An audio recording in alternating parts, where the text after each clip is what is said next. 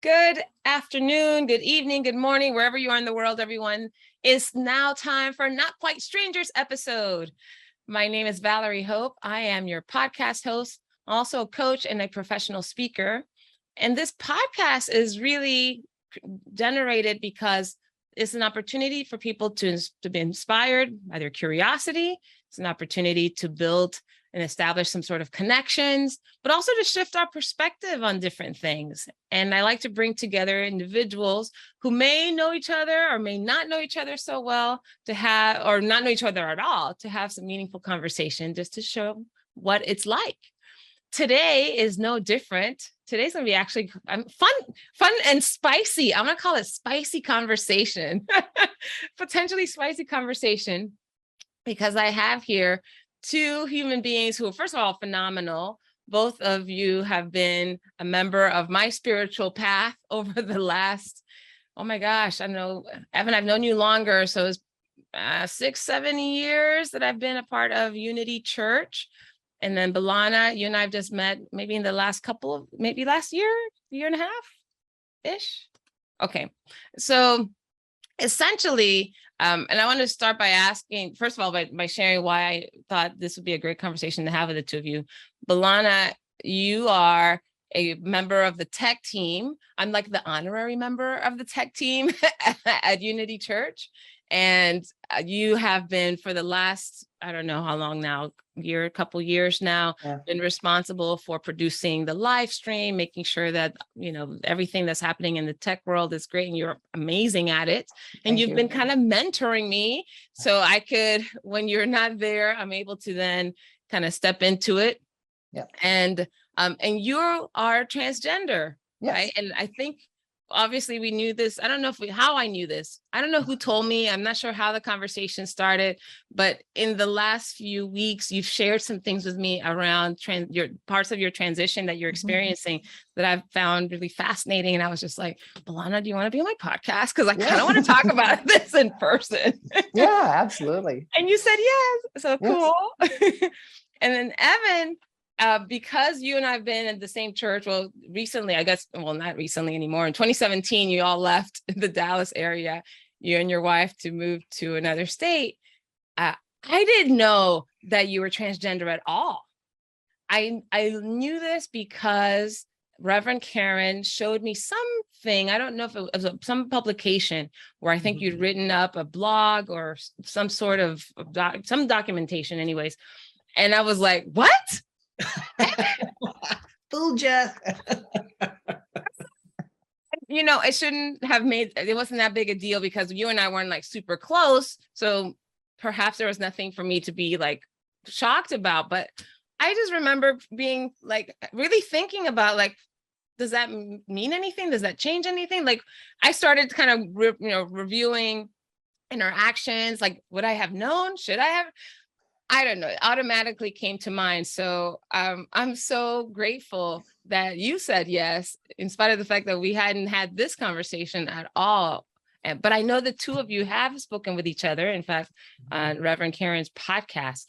Yes. So I'm curious, what had you say yes, besides the fact that I invited you, what had you say yes to being on another podcast and having this conversation about your transgender journey? I guess, just for me, Valerie, you mentioned you didn't know. Well, it wasn't really you because of you. That was just because at that time I was living, what transgender call a very stealth life, to where I only told people that had a need to know, and very few people I felt needed to know. My job didn't know. Really, nobody knew. Reverend Karen was probably one of the only ones that did. So, but, over the past few years, as I've done more work in Unity, I was approached by a couple of Unity ministers that knew and had asked me if I would mind sharing my story. And it was probably in that booklet that you're thinking about, that Worthy booklet with Unity. That's what it was. Yeah. Yeah. So, I thought about it, and, I started thinking about, how, education is key. And if I don't tell people, how am I going to help educate anybody? How am I going to give people the opportunity to ask me questions? And, it's also me being able to let people know fully who I am, because I'd always felt like there was always this piece of me that I had to keep quiet about, that I was kind of keeping hidden away. And it's been very freeing to me to be able to talk about it. And especially in situations like this, Valerie, because, this is the first conversation we've had together really since you've known. And it's good to be able to share that with you. So, yeah. Wow. Well, I appreciate that. I appreciate your openness about it. And you're right. I didn't need to know. It's not like you needed to make an announcement or anything like that. So this is, and it's interesting because we will go into more detail, but this whole need to know about any aspect of people's lives, I think comes up quite often in this topic. I had a friend recently who shared he's gay, and people already knew that, but in this particular space we were in, shared that he felt that every time he was in front of a new group, he had this responsibility to come out somehow. And he's like, why is that? No one has to come out as hetero. So I was like, oh, true. I've never thought about it that way. So I'm getting what you're referencing there. B'Elana, what about for you? What made you say yes to have a conversation like this? Well, kind of along the same veins, but mine is always because I like being open about it when it's necessary to be open about it. And it's not that I try and live stealth, but it's not that I'm out about it. I mean, so you wanted to have this conversation, and I, like Evin, believe in the education of it, but I also believe in the proper education because I've been a part of actual trans support organizations, and I kind of had to take a step back from them for a while because there's some of them that are pushing what I call the saber rattling message. And I would rather people see a normal human being who gets up, has a cup of coffee, goes to work every day, pays my taxes, pays my bills, I date, I do normal things. I'm not, and that's it. And that's what I always want people to see, because they're getting, I tell people all the time where I work, y'all really need to stop paying attention to social media because we're not all like that. Like what exactly? What is the saber rattling you're referring to? What does that mean? Well, we call the ones that like really go to the extremes, like push everybody must accept all of this and you always use proper pronouns. And I come from the school of all the people some of the time, some of the people all the time, but you will never please all the people all the time. There's always going to be someone out there. And then no matter how much you try, and it's a lesson I've taught my daughters, anybody I've mentored in the trans community, that it's gonna happen. Mm-hmm. No one's ever going to be perfect. And you're never going to get everybody always on your side. The best you can do is mitigate it. And the way I mitigate it, like Evin said, is educating people just on the normality of what I am,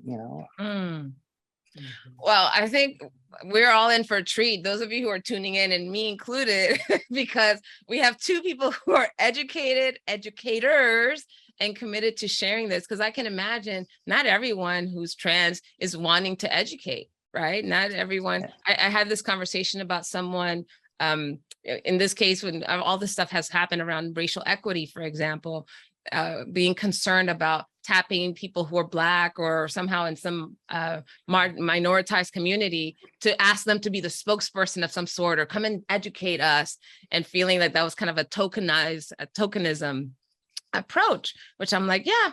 Well, find people who want to educate. There's plenty of Black people or Latinos or, Black and brown people who want to educate others. You just got to find the right ones. So I feel like I found the right ones. Thank you. You're welcome. All right. I feel that I'm compelled to start from the beginning, because whatever beginning is. So when you were born, let's just start with that. In the beginning, there was. So as much as you can, deep and brief, obviously, but thinking about at what point in your life did you notice or you felt that your gender or your orientation or your gender assignment, I don't know, what do you even call it? What would you call that? Okay, so the public terms, having been in organizations, but the public terms are assigned male at birth or assigned female at birth. Yes. Okay. Those are the new technical terms that we've come up with, and they'll probably change in another 5 years. Like AFAB, they say in the transmit community, AFAB, AFAB, yeah. What does AFAB stand for? Assigned female at birth. Okay. Yeah. Got it. AFAB. All right. Or assigned AMAB? AMAB. Okay. So with AFAB and AMAB, I feel like I'm already adopting this language. at what point in time in your experiences, and whoever wants to start can go, but at what point in your childhood did you notice or discover that something wasn't as other people were portraying it to be, or somehow internally you felt some dissonance? What was going on? That's easy for me, like really easy. So I'll go first. It's literally my second childhood memory.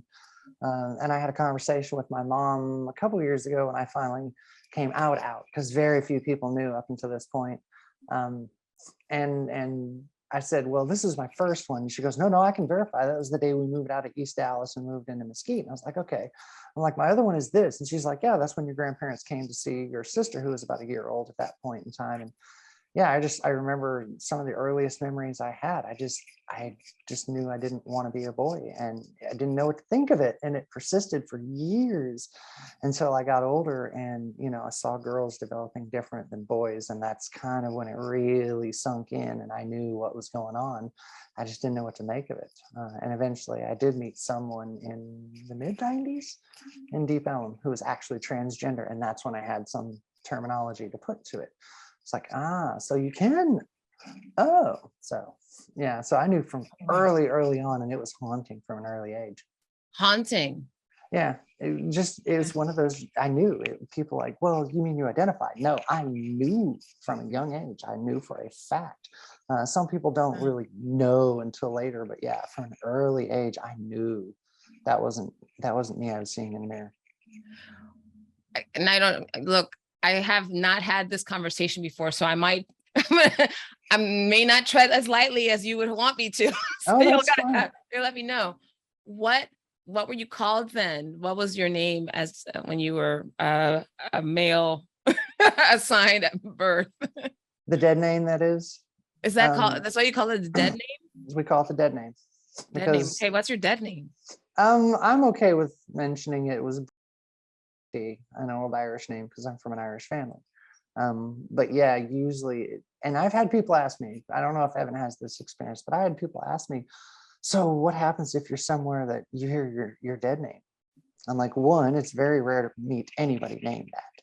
And two, I literally just stopped reacting to it. Once I got all my legals changed, or my driver's license said something else, and I didn't have to answer to that name anymore.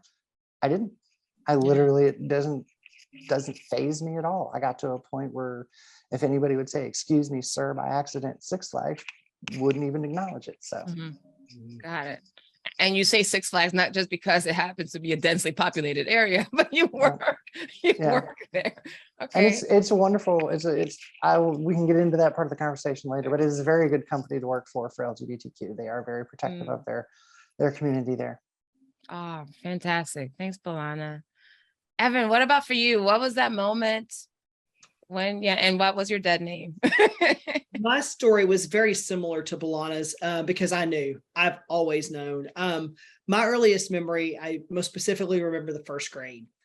I remember, and maybe that's because when I really started going to school, but I remember, watching the boys chase the girls on the playground, and I did it too. I wanted to do it.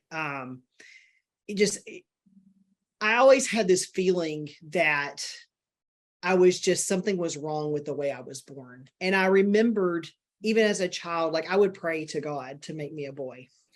And I remember specifically, and I don't know how old I was, but I remember laying in bed one night and I kind of shook my fist at the ceiling and I said, why, God, why didn't you make me a boy? Because I just knew that something was off. And mine was different than B'Elana's, because when I started developing into a female body, I went into like this depression. I was like, what is going on? All of a sudden the boys that I was hanging around with started treating me a little bit differently. I knew, it's like they knew that I was no longer really one of them. And it was very difficult. And I remember for me, my moment, because you would always hear about like on, these talk shows like Maury Povich and all that stuff, these people that had gone this sex change, and there was like this stigma around it. Yep. But I still always found it fascinating because I'm like, you can do that. But my final turning point was I was watching this documentary. I think it was like on the Sundance Channel or something. I think it was like called Trans University or something like that. But it followed these two trans males and these two trans females through college. And it took us through their transitions, and just watching them go through that and watching what testosterone did for those trans men, I was like, oh my gosh, that is me. That is what I need to do. So that's when it hit me. And as far as my dead name, I do not give mine in public. Okay. All right. Fair enough. We will not reveal that name. Maybe off camera, you can tell me. I'm curious. That's all right. No. It's a need to know thing. It's a need to know thing. It's been a very long time for me. I transitioned probably almost like 15 years ago. So it's been a 15. while. Yeah. Okay. B'Elana, when did you transition? How long has it been for you?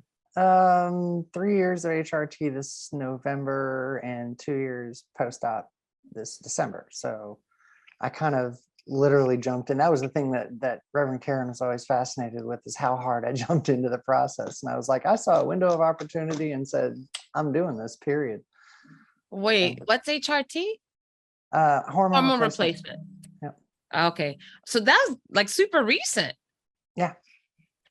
Yeah. And that's why I still kind of like, I'll throw the dead name out there every now and then, because there are still people that, even in my family, that I'm like, fine, you want to be that way, that's fine, and whatever. I just literally got to the point where I don't care, because I am me, like it or not. Oh, wow. All right. So pretty recent, 3 years, 15 years. What has been the most fulfilling aspect of the transition process, right? And all these years that you guys have been figuring out the next thing to do, the next thing to put away on the shelf, the shifting the maybe the narrative in your families or friends. Like, what's been the most fulfilling part of this transition?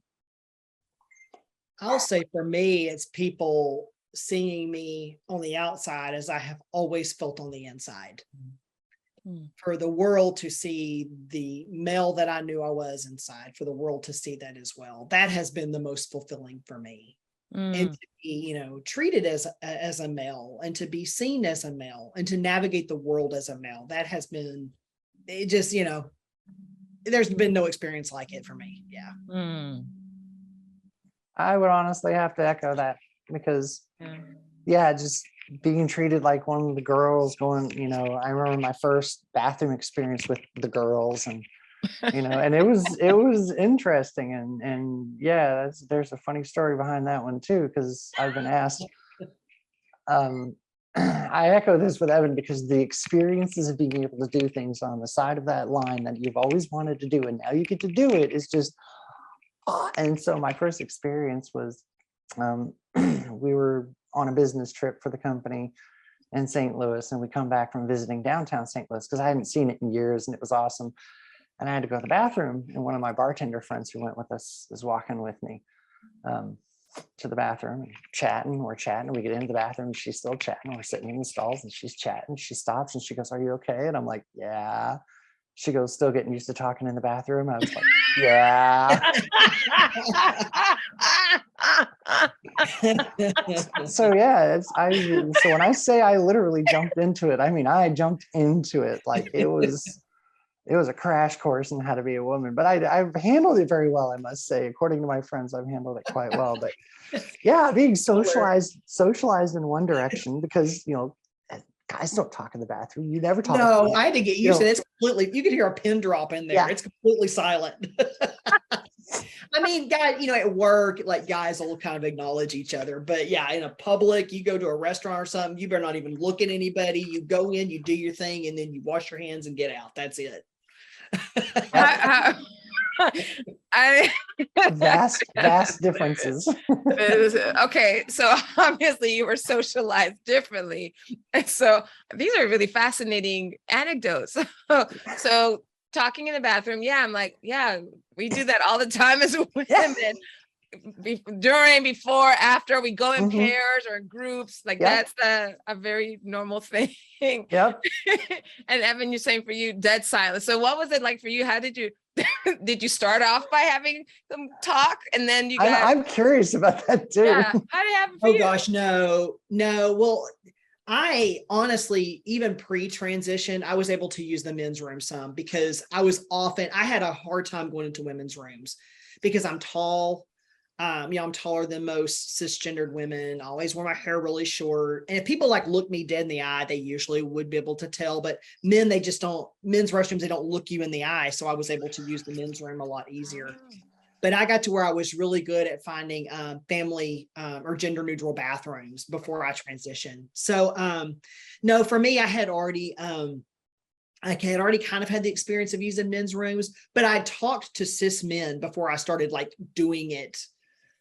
I had a really good gay male friend, and he kind of filled me in on like, etiquette in men's rooms and things like that. So it helped, he kind of helped me navigate that through that. So yeah, I kind of just knew, and I was in enough trans men's groups online and things like that. So I had wisdom from those who had gone before me, was able to share some of that wisdom of what you do and don't do in there. So, and I kind of like it, I kind of like just being able to go in there and do my thing and not worry about anything, and men don't hold anything back in the restroom either, so no matter what you got to do in there, you can go in there and do it without any kind of shame.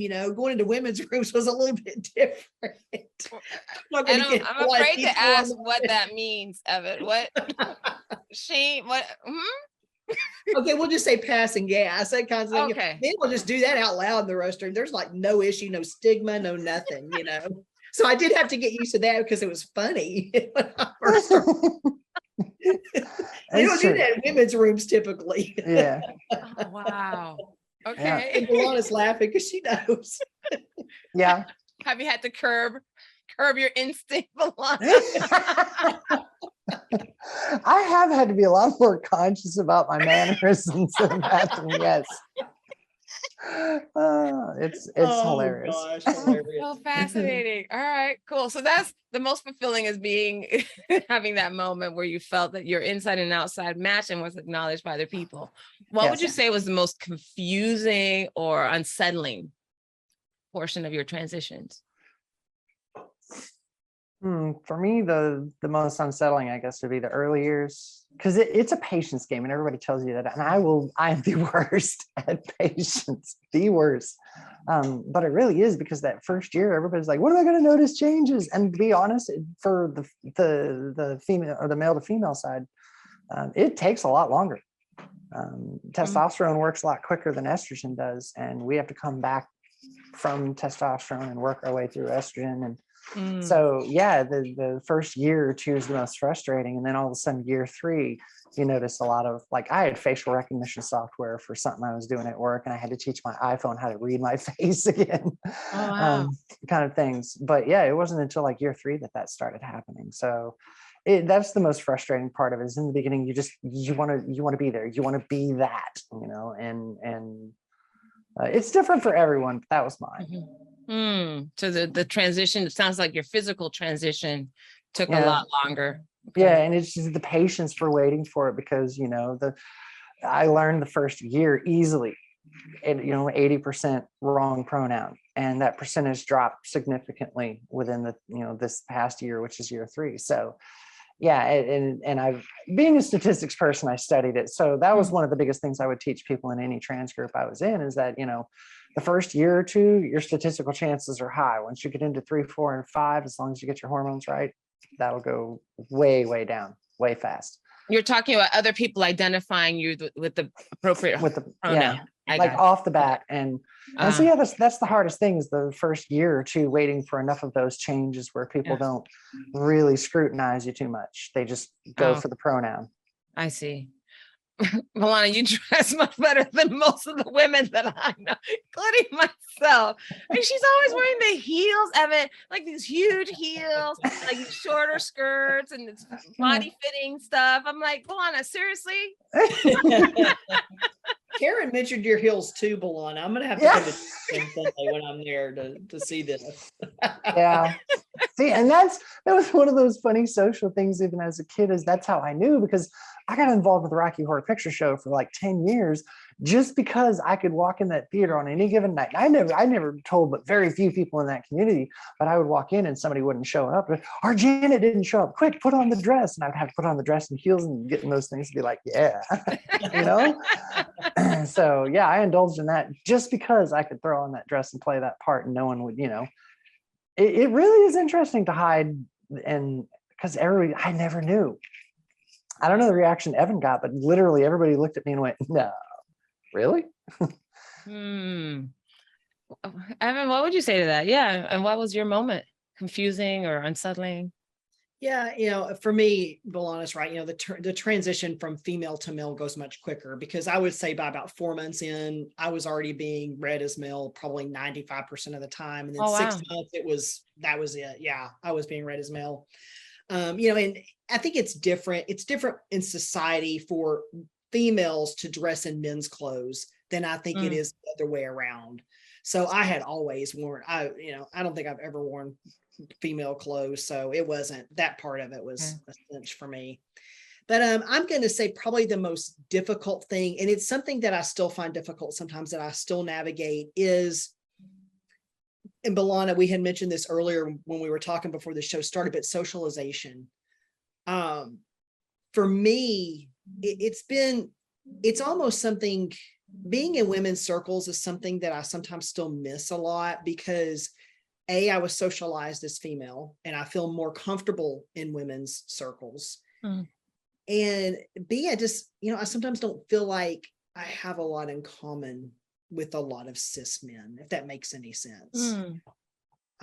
So that's been something difficult for me to navigate, and it's something I still navigate, and it's something I still sometimes kind of miss about being more in the female world. And I used to hang out more in lesbian circles, and I'm not really in that anymore. And that's something that I'm still navigating and still miss after all this time. Wow. So I don't know if that's making any sense, but just learning how to navigate now being more in a men's world is different. And, for my wife, it was different too, because she's a cisgender heterosexual woman. So she wasn't used to being with men that were friends with mostly women. So we navigated that together too, and she's had to get used to that, being, having a husband whose most friends are females, so. Yeah. Wow.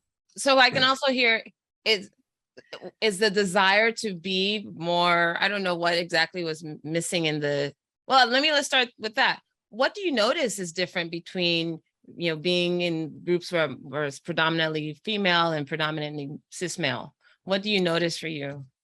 It seems to me, and I'm not putting a blanket statement on all cisgender men at all, I'm not meaning that, but men's conversations don't go as deep.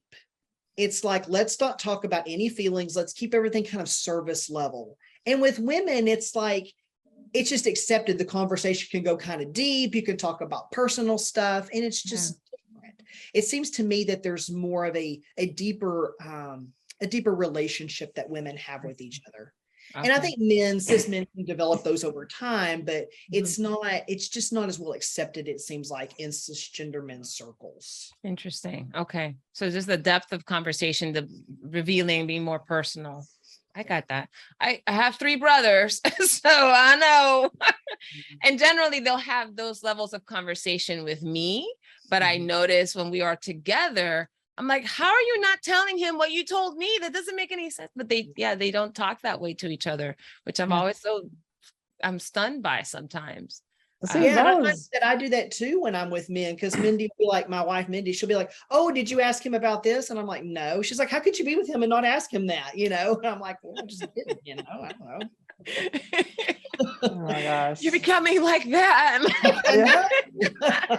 You gotta keep best of both worlds, Evin. I'm trying. I know, and that's a difficult thing to do, because like you said, the socialization of it all, because I grew up with that, and guys not sharing feelings, and I never understood why one guy would want to punch another just because he looked at his girlfriend. This kind of mentality never really made sense to me. That was my key trigger about how I knew. And like I said, the persistence of not understanding any of that was how I was like, this is not me. I don't know why, but this is not me. But then, finding a way to change that. My only regret in life is I thought about doing this mid-90s when I was in my early 20s, but I don't know, something stopped me. It was my only regret is maybe not doing it sooner. But then again, I wouldn't be where I am with, I have 2 daughters who are fantastic and in college. I mean, things turned out well. So it's one of those odd things. I'm just glad I got to make the jump now. But yes, the socialization for me was a very, very, very, very long time. One of which was getting involved in jobs like being an auto mechanic. There's something called the Society for Creative Anachronisms. That's like a reenactment group where they actually put on armor and smack each other with rattan sticks, like actual sword fighting and stuff. And that is a very, very, very, very macho thing to get into doing. And so me desperately trying to hide what I was, even as, scrawny and small as I am now, I was then. And so I'm trying to fit into this, society of these big burly dudes where that's not what I wanted to be or do. So, God, I mean, that's why when none of my friends had figured me out to the point where I finally socially came out in 2019, like full on socially came out in 2019 to all my friends and family, they were like, wow, we never saw this coming. I'm like, yeah, because I literally had to, play the game, be this person, act the part. And that has, for me, been the hardest thing up to pre-transition. So you asked me about the hardest thing about my transition. The 40 some years prior to that, the hardest thing was literally having to live this lie to the point where I created personas. I tell you the dead name, but I mean it when I say that was only a persona. Right. The next dead name I used was a nickname that people gave me years later. And that guy was no better. So, so yeah, it's this whole show that you wind up putting on, and the socialization is the hardest because you're expected to be this, but deep down you're this, and it's so hard because it's like looking at a dam of water, knowing that it's like, that'll crush me. If I really have to do this, that'll crush me. Wow. So yeah, it's interesting, and then having to learn, like the bathroom incident. Oh yeah, I totally forgot that's a thing. But on the other side of this, I will leave you with this. It has been one of the greatest adventures of my entire life because I'm the epitomal scientist and Indiana Jones at heart. So watching the physical changes and going through the social changes and putting all this data together in my head, this is the most fascinating science experiment I have ever seen, and it's really cool. So I wouldn't give it up for anything. Personal science experiment. That's fascinating. All right. You obviously, you guys have met before, you've had questions or you've talked about some of these topics. What questions haven't you asked each other that have bubbled to the surface since that first interaction when you met on the other podcast? Well, one of my questions was going to be for B'Elana. It was kind of the socialization. And I did want to ask you, are you finding that a majority of your friends are cis men, trans women? What are a majority of your friends like as far as their gender goes? Funny enough, I'm starting to fit in with cisgender women crowds just because I never really changed. I know, especially when you go male to female, there's a lot that try and overdo it on the feminization and over this and over the top that. And I never did. I just, because I'd always had female friends, and at least one or two I had kind of mostly confided in. So yeah, I've started noticing I have groups of guy friends. However, that's that socializing thing. I got so used to getting involved in guy conversations that I have to be very careful not to, because Not to what? I'm not one of them anymore. I can't necessarily have the same conversations or the same, whatever, I'm not, a guy anymore. So it's I've had those moments where I've had that split second of, oh yeah, I can't exactly do that anymore. Like we're all walking somewhere and they all duck in the men's restroom and I'll start turning and go, not for me.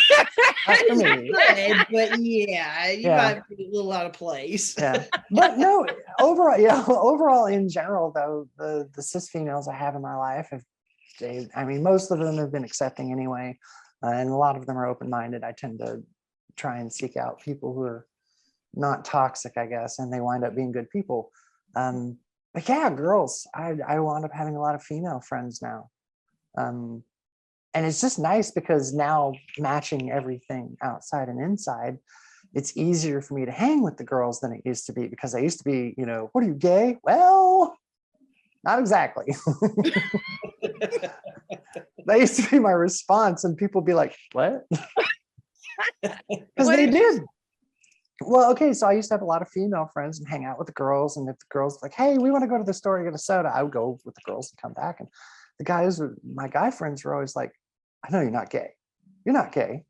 Are you gay? No, not exactly. And that would be my answer. And they would just kind of look at me like, what? So, but yeah. You know what's been interesting is I'm listening to the two of you share that for you, B'Elana, the physical transition took a long period of time, right, to actually manifest physically as male, but socially, it sounds like it didn't. The transition or the shift was not as big. Yeah. Whereas Evin, it sounds like for you physically, it happened very quickly, but socially, it's taken a little bit more time, and you've had to finesse a little bit more. Huh? I would say that's accurate. Yeah. Wow, that is fascinating too, because I don't know, and I would have to ask you, Evin, because like I said, I had it was always my dad traveled, so it was me, my sister, and my mom, and then there were always girls that lived next to us, no matter what neighborhood we were in. So, and then my sister's friends would always come over. So for me, yes, socially, I had those moments where I just kind of looked like I was the big brother tagging along, but I kept, I was harmless in a conversation. I wasn't creepy big brother. Everybody's just, okay, your brother is just okay to hang around and has a lot of female friends. But for you, what was it like? I mean, do you think that anything in your life like that contributed to yours? Because like I said, for me, it was, and then I had 3 daughters in the house at one point in time. So, I don't think so. My family, I grew up, it was my sister, my mom, and my dad. I did have an uncle that was gay, and he was very effeminate, but I had never really been around any other transgender people that I knew of. I just knew that I had always felt different. And my mom, I think in a way she kind of knew, because she had to force me to wear, like on Easter, she would sew my sister and I these Easter dresses, and she had to force me to wear that kind of stuff. I hated it. When it came time, I remember, oh God, I was so upset.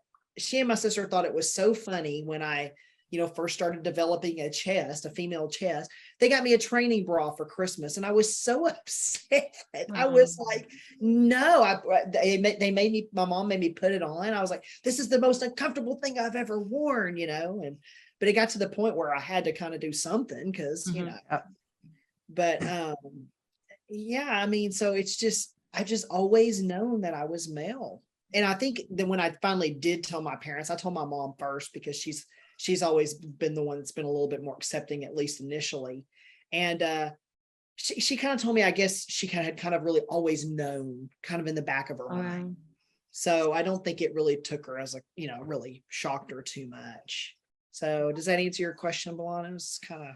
Yeah, because sometimes there's just the influence of it, and people say, and I'm like, no, we're always this way. And if you'll notice that we gravitate toward, because like I said, most of my friends in my life, I would rather talk to females and hang out with girls. And I was a horrible, horrible guy.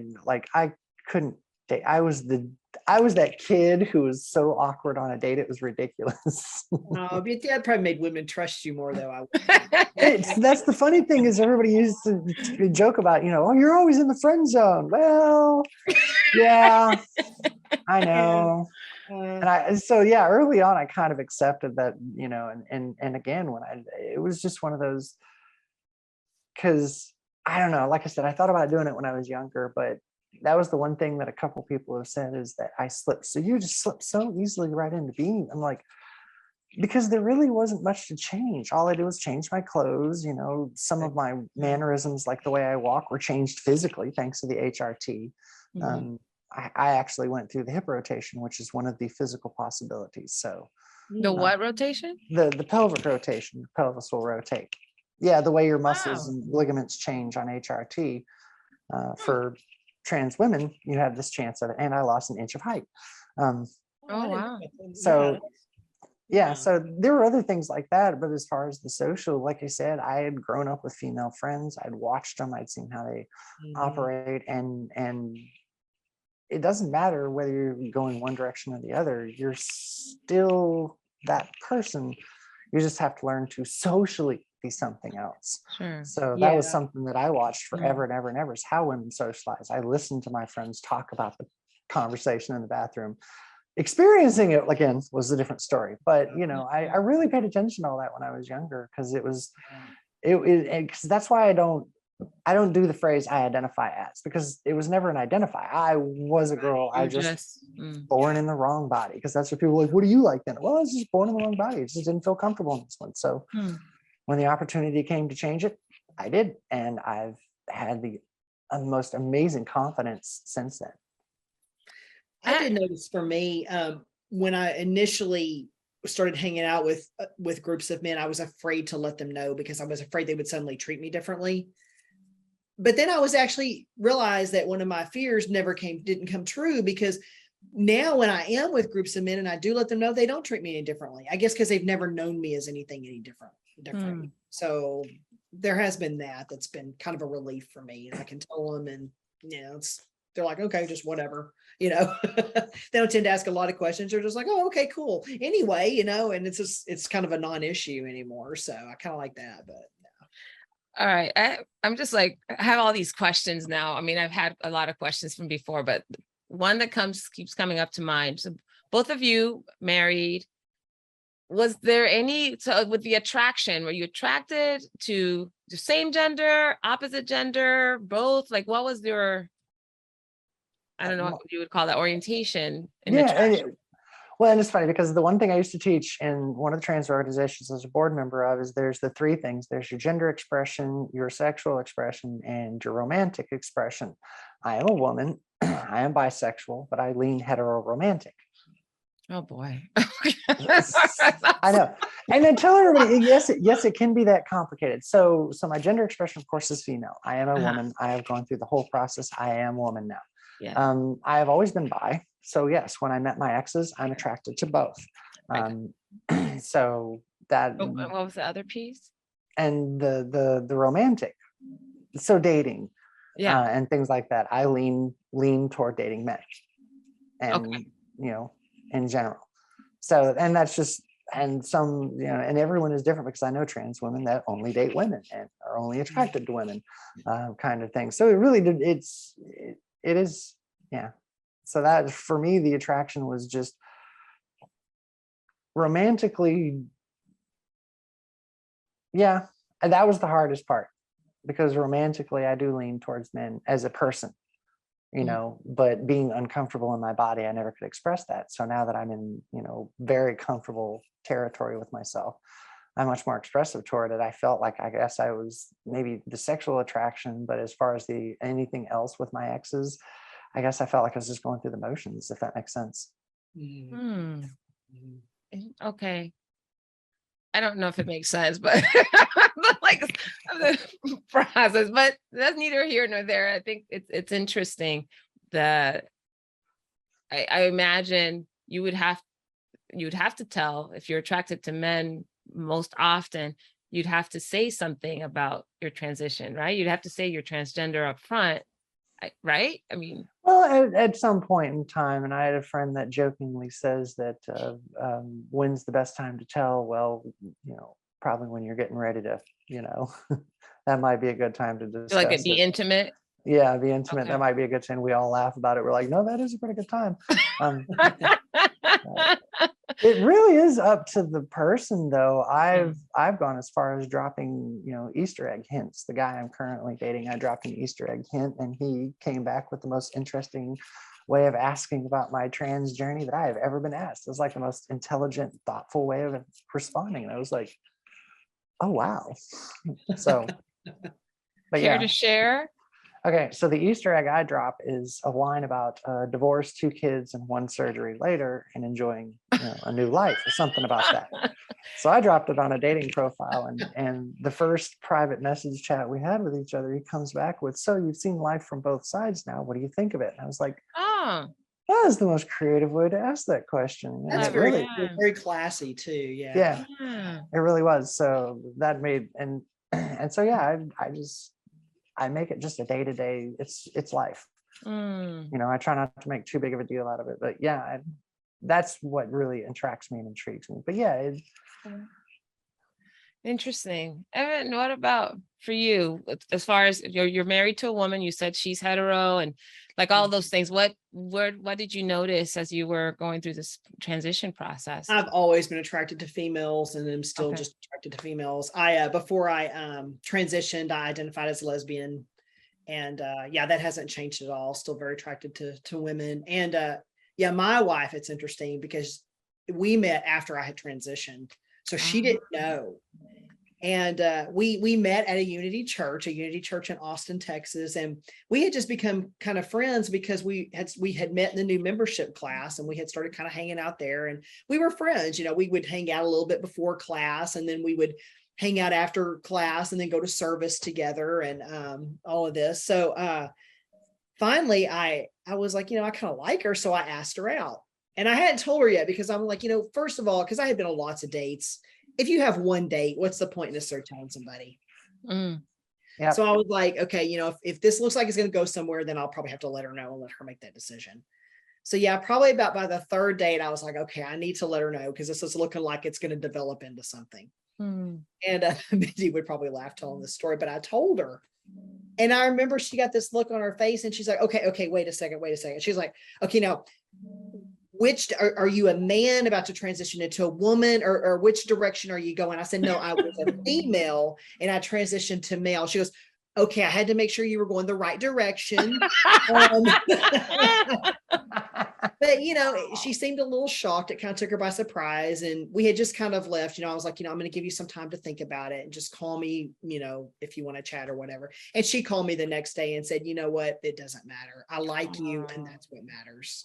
So awesome. And love is love, right? Yeah. And to be honest, that's what I tell everybody. If you want to think anything of me, think of me just as a woman who just wants to be loved and live a good life. That's it. I'm not here for any, fist shaking agendas or anything, and I tell a lot of people, you'd be surprised how many of us are out there because we're not public. We're men and women living lives. That's it. Living life. That's so interesting. I remember when I was in right out of college, I took a job with Up With People. I don't know if you're familiar with Up With People. It's a nonprofit leadership program with students from all over the world. And performing arts was a big part of it. So there was a pretty, large, I can't quantify it, but there were gay people in that organization. This is back in the 90s. And I remember we stayed with host families as we traveled all over the country and all over the world. And I remember when I stayed with one of the families I stayed with was a gay couple, 2 men. And that was the very first time. And I knew of gay people, but to actually be in the home with a couple was different. But I remember, I think it was like I don't know how long I stayed there, a couple weeks, maybe 3 weeks. It was an extended period of time.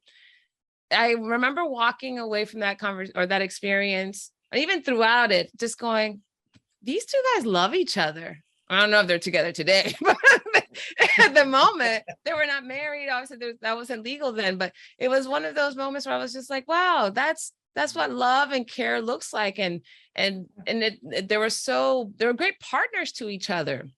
And that completely shifted any preconceived notions that I had about homosexuality at the time. And then I remember in the cast, in the group, we would have like different cultural presentations, and people from different nationalities or ethnic groups or whatever would do a presentation for the rest of the cast and share, this is what our ethnic group is like, or here's what our nationality is like, or what. And there was one for LGBT, and I don't think maybe it was just LG at the time. I don't think they were all, I don't know when all the other letters came online, but LGBT maybe. I can't keep up with all of them either. I just say LGBTQ plus usually, just let it go. So they had this presentation, and there was a whole group sharing, this is what it's like, how they came out to family and friends and like all of this stuff.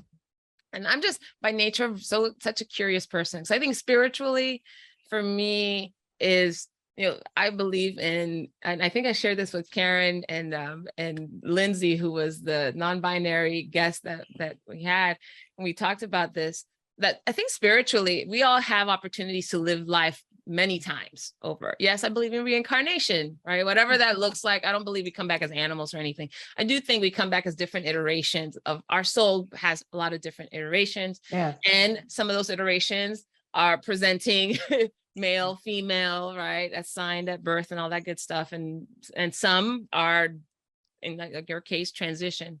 And so I remember starting to ask questions.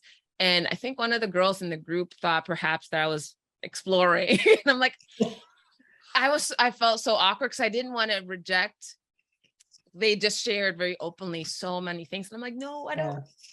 So I got really awkward about it at the time. I didn't know what questions to ask without seeming like I was exploring something. I'm like, I'm not exploring other than just humans. I love exploring humans and different expressions of humans and understanding, but that's it. Yeah. So if she's out there listening and if I came across as very judgy or kind of, I don't know, I was not the most open, generous self in that moment. I apologize because I didn't know how to express it in a more caring way.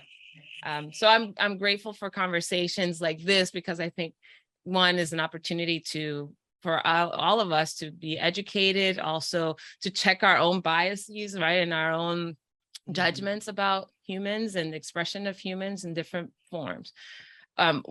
What is something, as we're kind of wrapping up here, what's something that you would like for people to know more about, either you personally or the movement or the transition, any of those things that people maybe don't know or need to know better? What would you like for them to know? I think for me, I think there's a lot of, and I think it's still this way, there's a lot of talk around pronouns and things like that. And I think a lot of people are confused. Okay, what pronouns do you think that person wants? Is that person a boy or a girl? First of all, it doesn't matter. Secondly, just ask. If you are ever in doubt of what pronoun someone uses, ask, because I guarantee people would rather you ask than for you to, refer to them by pronouns that they don't use. Ask about the proper pronoun for that individual. Got it. Yeah, what pronouns do you prefer? And then, they'll be happy, they'll tell you, and then everything's set and ready to go. Yeah. It's like asking for someone's name or nickname, right? What do you want to be called? Yeah, okay, absolutely. Okay. Exactly. B'Elana, what about you? What's something that you want people to know better?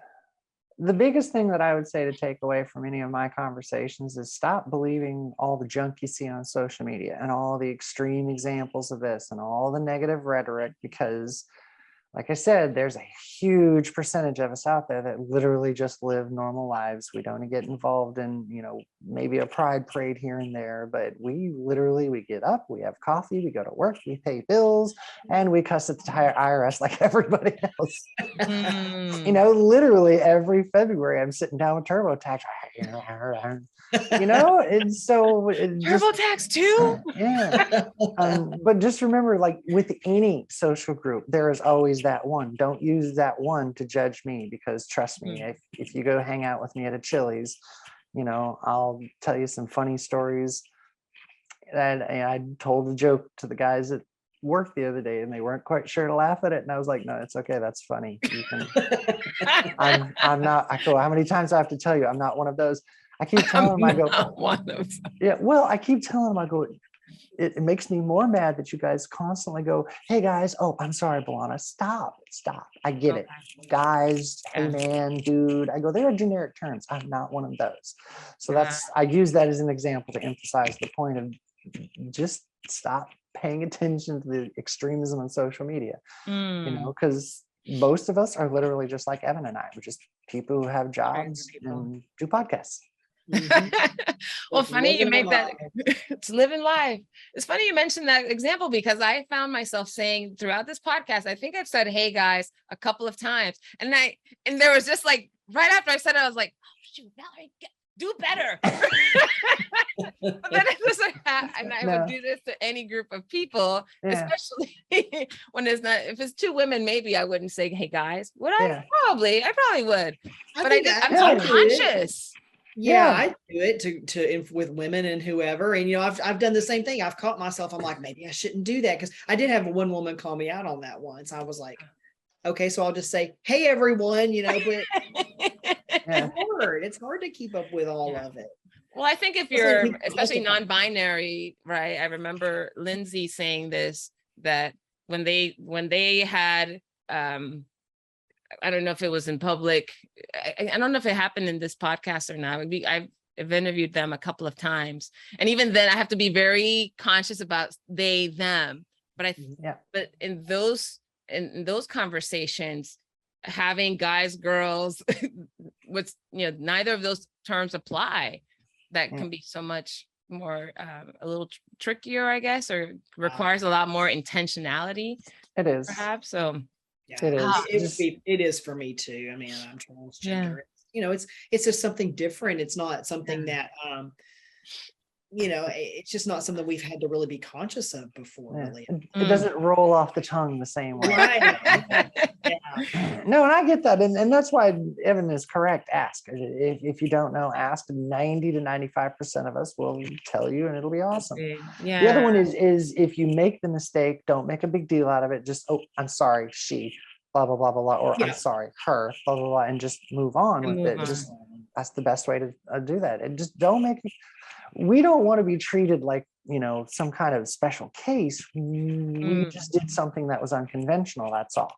Yeah.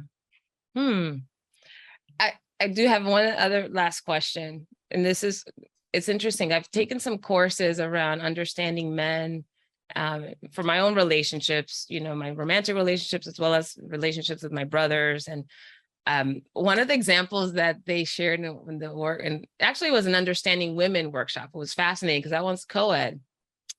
I would recommend it for either of you. Actually, it might support the socialization that you're seeking. It might, yeah. It's really, really good. But I remember one of the first things that in the understanding women session, the facilitator asked, I think she started with the men and asked, for the men, how many of them had felt their safety, their life had been in danger, or they felt physically threatened by their environment in the last I think week. And maybe out of the 10 men in the group, maybe one raised their hand, I think. Then she said, what about in the last month? Maybe 2. In the last 6 months, like 3 people. In the last year, like 10, whatever, right? So it was interesting when she asked that question, how many men related to their personal safety in that time frame. Then she asked the same question of the women. And she said, okay, ladies, in the last year, how many of you have felt personally your personal safety was at stake? And like all of us raised our hand. How many of you in the last 6 months? Like 80% of us. How many of you in the last 3 months? Again, a large number. In the last week, maybe like a handful. And the men were shocked because our relationship to safety was so different. And I remember even my brother would like go to half price books and take a nap in the parking lot if he was tired, windows rolled down, just like, and I'm like, I would never even be in the parking lot. My windows would never be down. I would always have my phone on. Like, that just doesn't happen. So I'm curious for the two of you, what have you noticed in that sense? Like physically, your personal safety, what difference has it made, if any, in having now transitioned? I mean, having been a socialized female, my dad's a retired police officer too. So we grew up, but so yeah, I mean, people don't bother me anymore. Guys don't look twice. I mean, it's just, I feel, and I've even noticed it more like with Mindy, my wife, because we pulled up in front of a convenience store once and she goes, I'm not going to go in there. And I was like, why not? Because I pulled up for her to run in and get some drink. She's like, I've only seen men go in there. And I walked in fearlessly and didn't think anything of it. So yeah, I mean, for me, it's been a complete change. And I will say real quick too, just kind of while we're on this subject, I've noticed professionally, I've gotten job offers as a female and I've gotten job offers as a male. And I will say as a female, every time I got the job offer, I was always offered the lowest of the pay scale. As a man, I'm always offered the top of the pay scale without even any question. What? No negotiation, no nothing. We can have that as another conversation. Oh my gosh, for sure. You need to start your own podcast. Yeah. That's what I'm thinking. Yeah, but yeah, no, there's Whoa. definitely differences as far as safety goes. I haven't felt threatened in years. Oh, interesting. Yeah, I'm at the other end of the spectrum because that literally drives a lot of personal choices now. A lot of personal choices. Especially because now when I walk around, I used to get asked all the time, how do you know if people are what's called clocking you or figuring you out? And I'm like, I don't look for that, because as soon as you have that look of paranoia like that on your face, they've got you. That's part of it. The other part of it is, but I am looking for, if people are trying to figure me out and it's some way that I can deflect or play it off, because now not only am I a woman, but I'm a trans woman. So I'm a woman. So all the stigmas that come with the safety there. And on top of that, add the transness. So if they don't figure out the trans, that cuts the risk factor in half. Wow. See, so every decision I make based on how people are looking at me, staring at me, I'm trying to figure out if it's a guy gawking at me or trying to figure me out because he's going to follow me home and shoot me, kind of thing. So it's completely changed how I interact with the world around me. Oof. Wow. Yeah. Man. Yeah. Wow. Thank you guys so much for sharing. There's so many more layers. You probably do need to take this on the road somewhere. Talk more. There's so many. An Evin show. Yes. Yeah. It started here. I get 30%. I want to be on the upper end of the pay scale there for this. We'll include you in, Valerie. We'll do some royalties. Yeah. Some royalties. You can help us produce or something. Hey, there you go. I would just ask as the couple final thoughts here. One is, what if you were to encourage the audience who've been listening or watching this podcast to do something or say something, what would you encourage them to do? Like, what's an invitation, something to challenge or perhaps expand their knowledge or experience of working with, dealing with, living with people who are transgender? Just treat transgender people as people, because that's what we are. I mean, yeah, we've lived both genders, but we're still just people, and I think that makes us kind of special to have lived in both roles, two spirits, the true definition of spirit, or two spirits. Yep. And I've always loved that term, because we really have, we've lived two different lives now. And I agree with that. It's okay to be curious as long as you ask questions, appropriate questions out of curiosity. That's fine. And don't be afraid to ask those questions, because the more you know, the more you can tell somebody else down the road, and the more the butterfly effect happens, because that is what we're fighting right now, is ignorance, the lack of knowledge and information. Yep. So don't educate yourself on the crazy stuff you see on the internet. And don't necessarily go out stalking one of us. Hey, I want to ask you questions, kind of thing.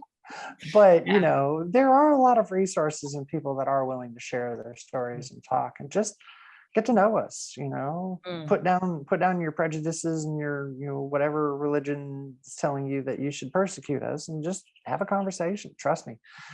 A lot of us have done some really interesting stuff. Have a conversation. Love that. And treat people as people.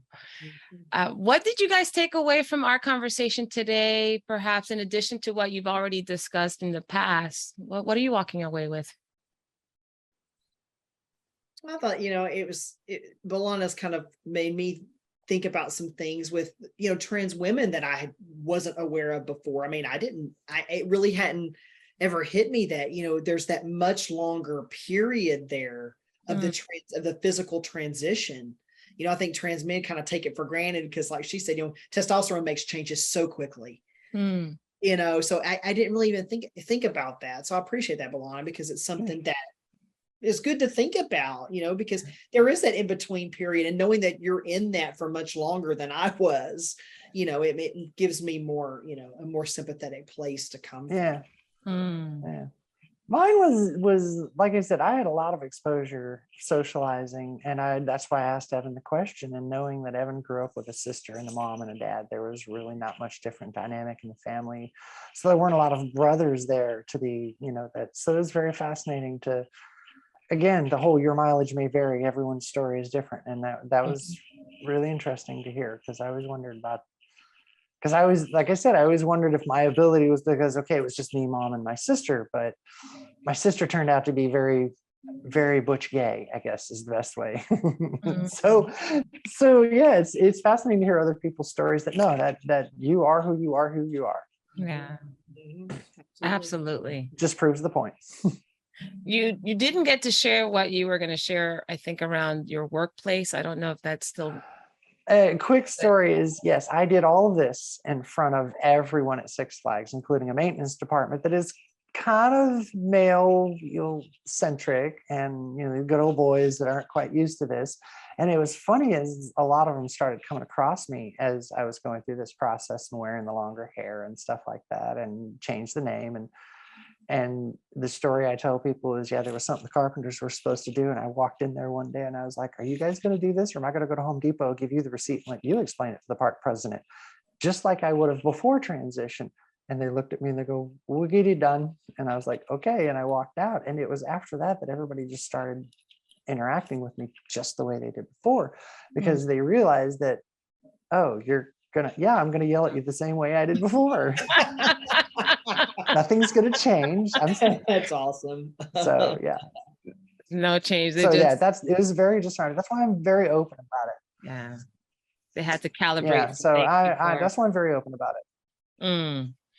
I appreciate the two of you so much for sharing your stories, your of transitions, of difficulty, of challenge, of fulfillment, of we laughed, which is sometimes not, when some of these conversations can be uncomfortable, especially for me. Like, I respect both of you so much, and I would not want to offend you or anyone who's listening.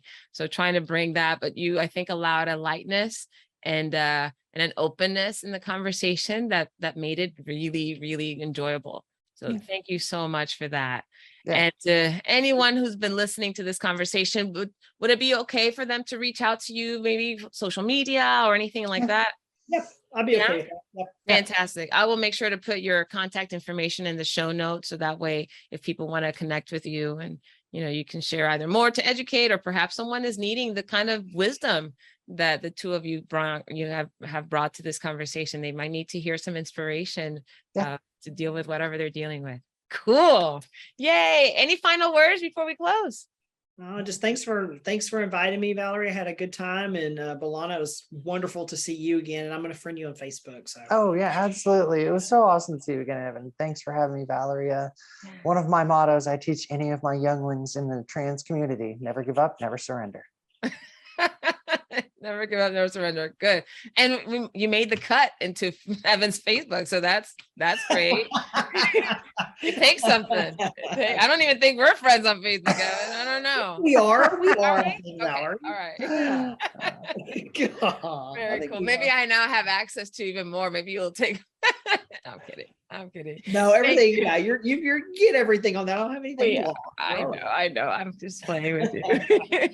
Thank you both so much. I'm so excited that you had an opportunity to share what you shared today. And for those of you who've been tuning into this episode, look out for their contact information so you can connect with them personally and follow their path. And also any additional wisdom or education, they might be able to guide you in the right direction.